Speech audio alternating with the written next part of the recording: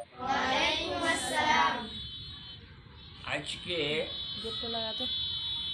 আমাদের এতিমখানার তরফ থেকে এবং আমাদের ডাক্তার উজ্জ্বল সাহেবের গ্রুপের তরফ থেকে আমার এতিম বাচ্চাদেরকে এবং অসহায় গরিব যে বাচ্চাগুলো এখানে আমার এতিমখানা মাদ্রাসায় পড়াশোনা করে তাদেরকে শীত বস্ত্র তার সঙ্গে সঙ্গে লুঙ্গি প্রদান করা হচ্ছে।